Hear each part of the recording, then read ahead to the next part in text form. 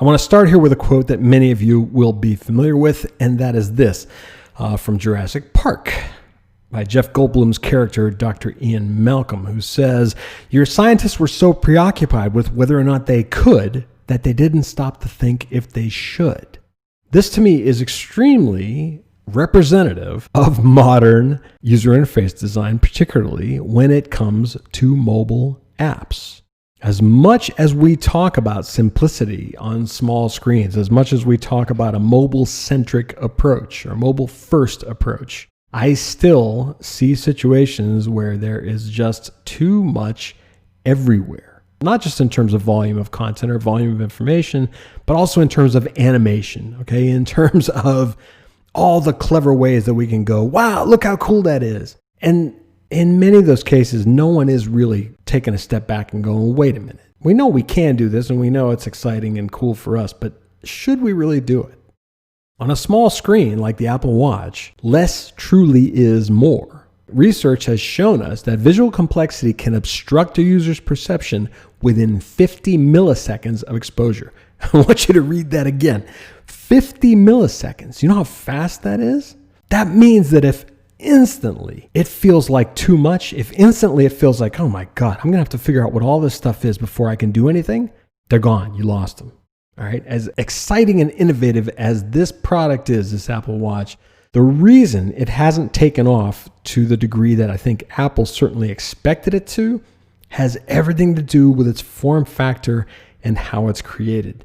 As simple and self-obvious as a lot of these icons are, it is still a lot to deal with in a very small space. That's a fact, and that's not going away.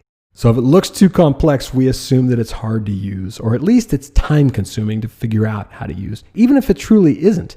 That doesn't matter. What I'm trying to get across to you is we make a split-second decision based on what we see. It doesn't matter if reality is, hey, you know what? This is really simple. It'll take you 5 seconds to figure out. If that's the perception, we will never take the step to figure it out.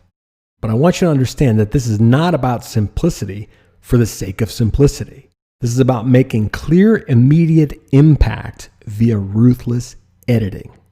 That means we're only including what's useful for the task at hand. You've heard me talk about progressive disclosure. What's important to me right now. The key, however, is not to go too far in your pursuit of simplification. And I'm going to pick on flat design again. Common UI elements like buttons, menus, common actions are a very significant part of what makes a site or an app useful.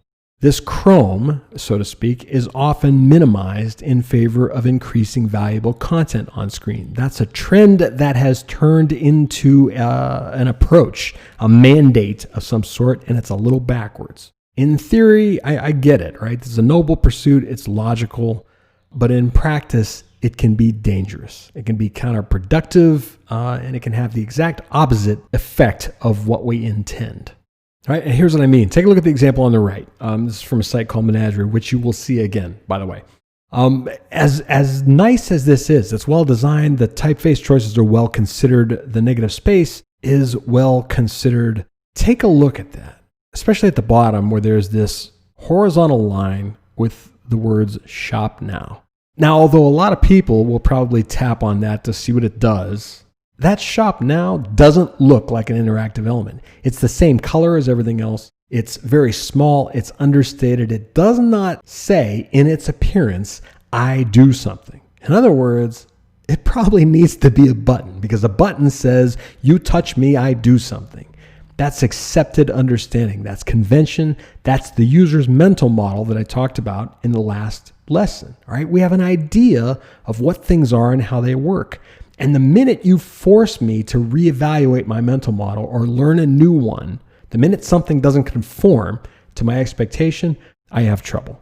I promise you, because I've seen enough of this myself, that if you put this site in a usability lab, people are going to have trouble with this. They're going to say like, well, how do I find the products? I guarantee you on my eyes. Okay, I guarantee you. Hiding elements can be costly. Icons without labels, for example, are much worse than labels alone. All right? Designers often believe that icons or pictures provide a greater degree of recognition while saving screen space. Logically, I get it. but in fact, those things often go unused because they're vague. If I don't know what this is, if it doesn't fit my model of what something means, or I've never seen that icon before, right? And I'm supposed to understand what it means, it's going to confuse me. Less Chrome, less guidance, less labeling, less navigation, less whatever, means that users have to work harder to discover those things, particularly when it's hidden beneath a gesture. If an opportunity to interact isn't visible, people assume it isn't available. One thing I see constantly is that the designers and developers assume that because all these gestures are available, that people will automatically know that they exist. Okay, take a look at that list on the right. These are common gestures built into most mobile apps, sites, and systems. The problem is there's a lot of research around the fact that no one knows all of them. There are maybe a handful that are common to people, and the rest of the stuff is hidden. And what I'm seeing is a trend where designers and developers are making everything only accessible by gesture. Well, guess what? If you don't know the gesture, you're not going to access anything because you don't know it's there. It's irresponsible, to be honest with you, okay? It's sloppy. It's poor design. It doesn't take in consideration that you'll have people of varying skill levels and various levels of familiarity, all right? And it absolutely flies in the face of accessibility of any kind. It's lazy. Don't do this. Expecting users to discover an interaction by trial and error is a recipe for abandonment. They'll get pissed off and they'll leave.